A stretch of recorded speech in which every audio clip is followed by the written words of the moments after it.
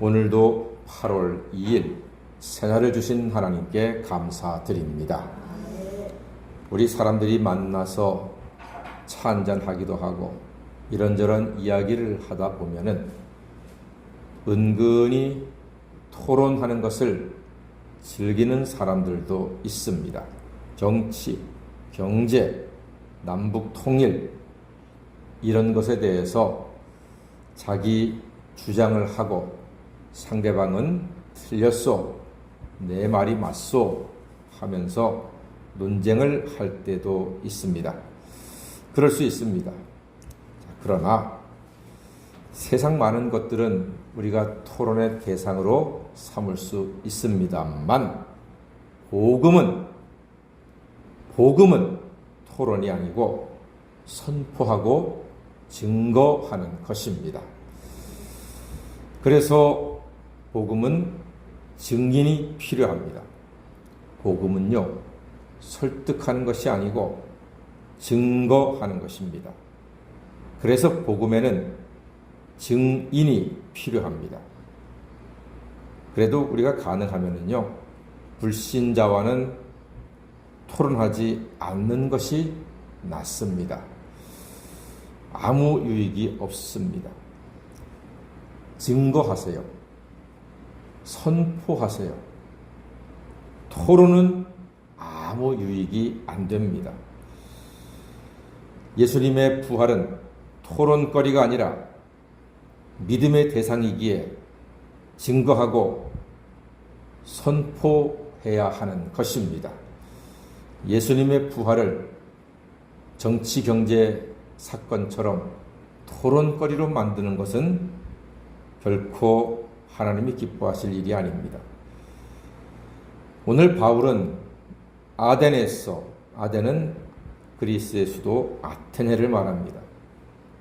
아덴에서 전도를 하는데 17절 말씀 보니까 회당에서는 유대인과 경건한 사람들과 또 장터에서는 날마다 만나는 사람들과 변론했다고 합니다. 변론, 이게 토론입니다.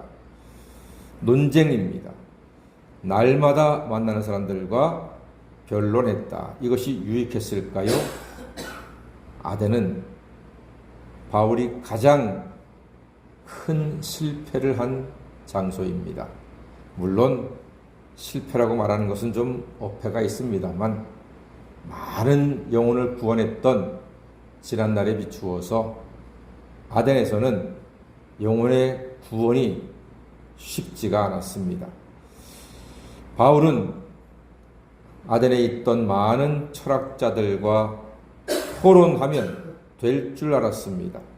우리가 옛날 학교에서 배운 에피쿠로스 학파, 스토아 학파, 철학자들 아주 똑똑한 사람들입니다. 이 사람들과 토론하면 사도 바울은 될 줄 알았습니다. 그러나 그들의 반응이 어떤지 아세요? 18절 말씀 보니까 이 말쟁이가 무슨 말을 하고자 하느냐? 이 말쟁이가 무슨 말을 하는 거야?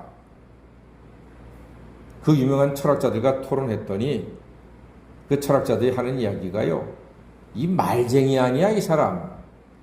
왜 이렇게 말이 많어? 그랬다는 겁니다.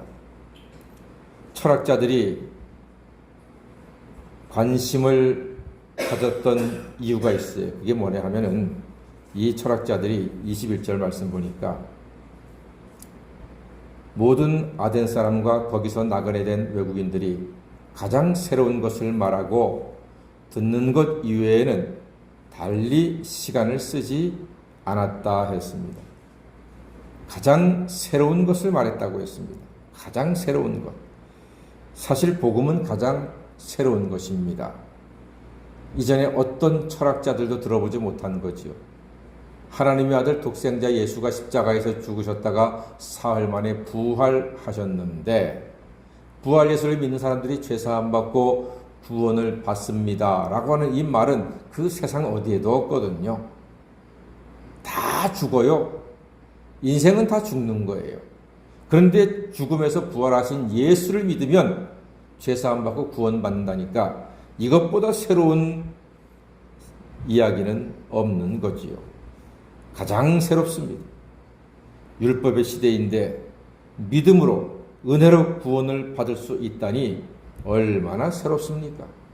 그래서 복음의 사람은 새 사람이라 할 수 있습니다. 누구든지 그리스도 안에 있으면 새로운 피조물이라 이전 것은 지나갔으니 보라 새 것이 되었도다. 복음의 사람은 새롭습니다. 그러니 그들이 잘 봤어요. 새로운 거예요. 그런데 아덴 사람들의 특징을 보니까 22절에 범사의 종교성이 많도다 그랬습니다. 아덴이 왜 복음을 증거하기가 어려웠는고 하니 범사의 종교심이 많다 그랬습니다. 이게 무슨 뜻입니까? 다른 말로 하면은 우상을 많이 섬긴다는 뜻입니다. 온갖 것들을 신처럼 여긴다는 거예요.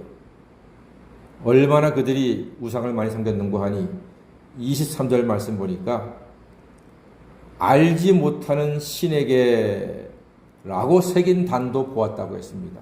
단 이름이 있는데 보통 신 이름을 적거든요. 그런데 알지 못하는 신에게 라고 쓴 단까지 보았다. 그러니까 우상이 얼마나 많은지 알겠지요.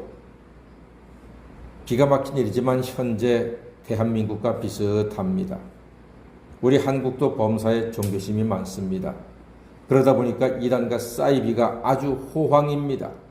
신천지, 하나님의 교회, 안상홍 증인회였다가 이제는 안상홍이 하나님이라 했는데 그가 죽으니까 그의 와이프 최길자가 하나님의 어머니가 되어서 여전히 활개치고 있습니다. 또한 JMS 정명석 자기가 예수래요, 그리스도래요, 성령이래요, 구원파, 이 많은 거짓된 우상들이 거짓된 혀를 놀려서 이단과 사이비를 크게 부흥시키고 있습니다. 그러나 그들이 아무리 발호를 하고 세력을 넓혀나가도 생명의 복음을 가릴 수는 없습니다. 이단 사이비가 많아도 절망스럽지는 않습니다. 크리스찬의 증거와 삶을 통해서 19절이 생길 수가 있습니다. 우리 19절 한번 읽어볼까요? 사도행전 17장 19절입니다. 시작. 그를 붙들어 아레오박으로 가며 말하기를 내가 말하는 이 새로운 가르침이 무엇인지 우리가 알 수 있겠느냐? 이 새로운 가르침이 무엇인지 알 수 있겠느냐? 예, 있습니다. 우리의 예배와 헌신과 나눔과 사랑과 기도로서 많은 사람들에게 이 새로운 가르침이 드러난다면 얼마나 귀한 일입니까? 능히 그럴 수가 있습니다. 복음은 가장 새로운 진리입니다. 가장 영원한 진리요. 하나님의 아들 예수가 십자가에 죽으셨으나 부활하심을 믿고 증언하게 되는 가장 새로운 진리를 우리에게 주셨으니 이 진리 가운데 믿음으로 행하는 하나님의 사람 다 되시기를 바랍니다. 가장 새롭고 가장 영원한 진리이신 예수의 부활과 그 진리 가운데 믿음의 선한 싸움을 날마다 싸우며 이기시는 하나님의 자녀가 되시기를 주의 이름으로 간절히 축원합니다. 아멘. 기도하겠습니다.